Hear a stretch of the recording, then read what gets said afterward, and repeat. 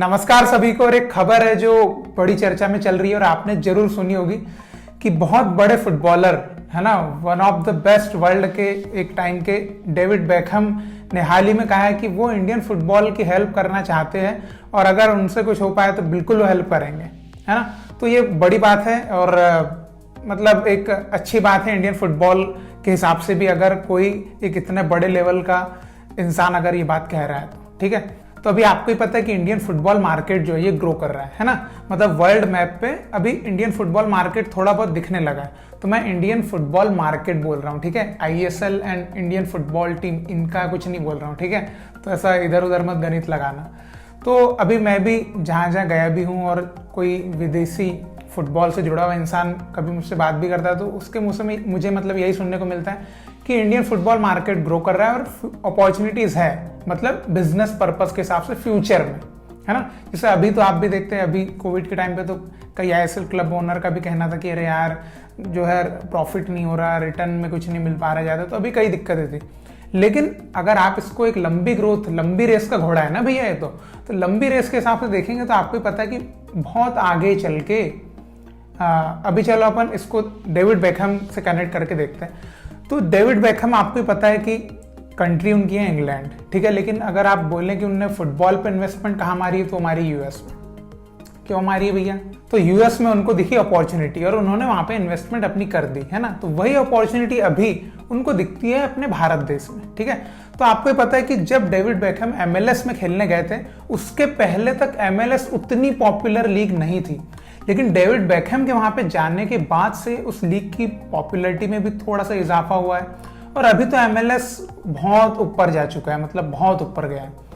तो जब MLAs start हुआ था वो क्या तब से ही इतना ऊपर चला गया? नहीं गया है ना, अभी अभी गया है। अब कुछ सालों बाद उसमें लोग जुड़े और फिर वो ग्रो हुआ। तो वैसे आईएसएल भी ग्रो होगा, तो आईएसएल में अपॉर्चुनिटीज है, बिजनेस अपॉर्चुनिटीज है फ्यूचर में, ठीक है। तो अभी सवाल ये उठता है भाई कि डेविड बेकहम साहब ने कहा तो है, लेकिन अब वो ऐसा क्या करेंगे कि यहाँ पे कैसे हेल्प करेंगे? तो देखिए अभी आज की डेट में आप देखिए, अगर आप देखें डेविड बेकहम साहब जो है इनका फुटबॉल पे सबसे अच्छा इन्वेस्टमेंट का यूएस में। किस लिए? एमएलएस का क्लब है उनका, है ना, जो अभी नया नया बना है, एफसी मायामी ऐसा कुछ नाम है, ठीक है। तो अभी वो यूएस फुटबॉल की कैसे हेल्प कर रहे हैं? उन्होंने यहाँ पे क्लब खोला, अब वहाँ पे क्लब खोला है तो स्वाभाविक सी बात है कि यूएसए के प्लेयर्स भी खेलेंगे, क्लब में खेलेंगे, ठीक है। उसके बाद फॉलोइंग भी बढ़ेगी, जिस जगह पे उन्होंने क्लब खोला है वहाँ पे फैन फॉलोइंग बढ़ेगी फुटबॉल की, क्योंकि एक तो डेविड बेकहम का क्लब है, स्वाभाविक सी बात, तो डेविड बेकहम इतना बड़ा नाम है, लोग उनके फैन हैं, तो लोग वहाँ पे जुड़ेंगे उस क्लब से, उस क्लब की एक फैन फॉलोइंग बढ़ेगी तो नए फुटबॉल फैंस उनको मिलेंगे, ठीक है।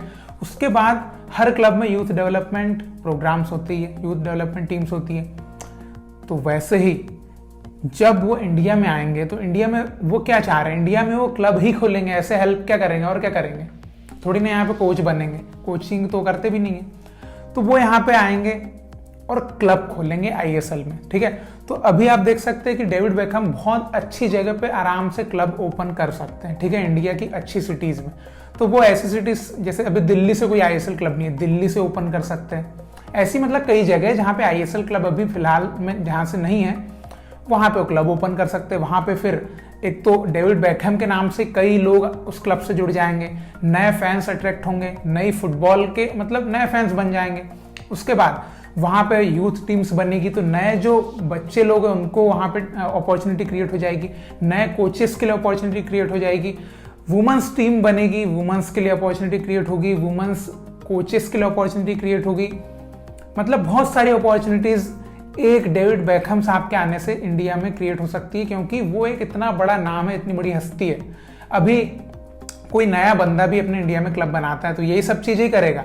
लेकिन एक बात है ना कि डेविड बेकहम ही कर रहा है अभी, डेविड बेकहम खुद ही आगे करने, तो यहाँ पे एक बहुत बड़ा एक मूवमेंट जो बोलते हैं ना, मूवमेंट, वो बन सकता है। इसलिए डेविड बेकहम अगर आ रहा है तो मुझे ऐसा लगता है कि जो भी अगर यहाँ पे कोई एक बंदा हो जो इन्वेस्टमेंट करने की सोच रहा हो, नए क्लब को बनाने की सोच रहा हो दिल्ली से या जहाँ से भी, उनको डेविड बेकहम साहब से कांटेक्ट करना चाहिए। एएफएफ को भी डेविड बेकहम साहब से बात करना चाहिए कि वो उन्होंने कहा है तो आप किस अंदाज में आप भारत की हेल्प करना चाहते हैं, ये सब चीज़ें करना चाहिए। लेकिन हमारे जो भी है AIFF, उसको तो इतनी फुर्सत कहाँ है कि वो डेवलपमेंट के लिए इस कदर सोचने लग जाएं, है ना। अब वो है कि इंडियन फुटबॉल मार्केट तो हमारा ग्रो कर रहा है, लेकिन इंडियन फुटबॉल तो फिर पता ही आपको। तो वो मैं इस बात पे एक ही बात कहूँगा कि अंधेरी रातों में सुनसान राहों पे हर जुल्म मिटाने को एक मसीहा निकलता है। तो वो मसीहा जो है, वो मसीहा आएगा वो मसीहा जब आएगा तब वो इंडियन फुटबॉल का जो है ना, वो रूपरेखा उसकी चेंज करेगा, एक बदलाव लेके आएगा। तो वो मसीहा हर जगह आता है कभी ना कभी, तो यहाँ पे भी आएगा, है ना। क्योंकि आप देख सकते हैं कि पॉलिटिक्स में भी ऐसे मसीहा लोग हमको देखने को मिले हैं, तो AIFF में भी ऐसे मसीहा हमको देखने को मिलेंगे, तो ज़रूर ऐसा कुछ होगा। तो मेरा बस यही है कि डेविड बेकहम साहब को बिल्कुल आना चाहिए इंडियन फुटबॉल की, जिस भी तरफ से गया उन्होंने कुछ दिमाग में सोचा हो कि मैं इस तरह से हेल्प करना चाहता हूँ, तो वैसे भी कर रहे हैं। लेकिन इंडियन फुटबॉल की हेल्प करने के लिए भैया जो हाथ सामने से आ रहा है उनको तो बिल्कुल पकड़ लेना चाहिए, है ना। क्योंकि यहाँ पे ये नहीं बताना है कि हाँ हमको हेल्प नहीं चाहिए, भाई चाहिए भाई, इंडियन फुटबॉल को भी बहुत हेल्प की ज़रूरत है। और जो हेल्पिंग हैंड मतलब आ रहे हो उनको सबको जोड़ो, यही सही तरीका है अभी फिलहाल में, है कि नहीं। तो अच्छी बात है, थोड़ा सा ISL और पॉपुलर हो जाएगी, इंडियन फुटबॉल और थोड़ा सा लोगों के कानों तक पहुँच जाएगा, है ना। तो अच्छी बात है। तो यही था भाई आज का जो मैं कहना चाहता था कि डेविड बेकहम साहब भारतीय फुटबॉल को आगे बढ़ाने में बिल्कुल हेल्प कर सकते हैं, और किस तरह से कर सकते हैं ये भी मैंने बताया, है ना। बिल्कुल कर सकते हैं। और उनको अभी क्या है, वो भी यार इन्वेस्टमेंट ढूंढ रहे हैं, कहाँ करें कहाँ नहीं करें।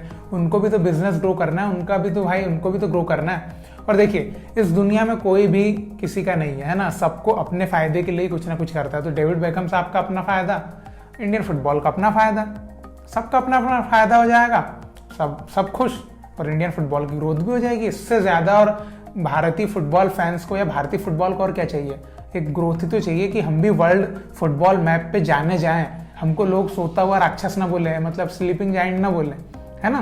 तो मैं यही समझता हूँ भाई कि डेविड बेकहम साहब जो है वो भारत आए और जो भी हेल्प करना चाहते करें, और यहाँ के जो हुक्मरान है और यहाँ के जो भी है ऊंची सीटों पे ऊंचे पदों पे बैठे हुए लोग, वो उनके साथ काम बिल्कुल करें। और यहाँ पे जो कोई बिजनेसमैन भी उनके साथ काम करने की सोच रहा हो या फुटबॉल के लिए कुछ सोच रहा हो, वो डेविड बेकहम साहब के साथ जरा कंधे से कंधा मिला के इंडियन फुटबॉल की हेल्प करें, और क्या चाहिए, है ना।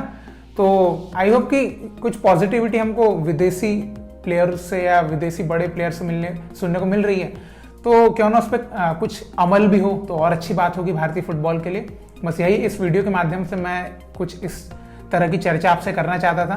तो आई होप कि ये बात आपको कुछ हद तक अच्छी लगी होगी कि डेविड बेकहम साहब का इंटरेस्ट है इंडियन फुटबॉल में, और आप इसके बारे में क्या सोचते हैं, या आप किस तरह से सोचते हैं कि डेविड बेकहम साहब जो है इंडियन फुटबॉल की ग्रोथ में किस तरह से वो कारगर साबित हो सकते हैं। तो जो भी आपके विचार इस समय उत्पन्न हो रहे होंगे आपके मगज में, तो आप कमेंट में बताइए, क्योंकि आपके दिमाग में वो चीज़ हमारे तक पहुंचनी चाहिए। दिमाग में उसको सिर्फ ऐसे कैद करके मत रखिए, उसको लोगों तक उजागर कीजिए, ठीक है। तो बस इसी तरह भारतीय फुटबॉल को सपोर्ट करते रहिए। बहुत बहुत शुक्रिया वीडियो देखने के लिए। जय हिंद, जय भारत।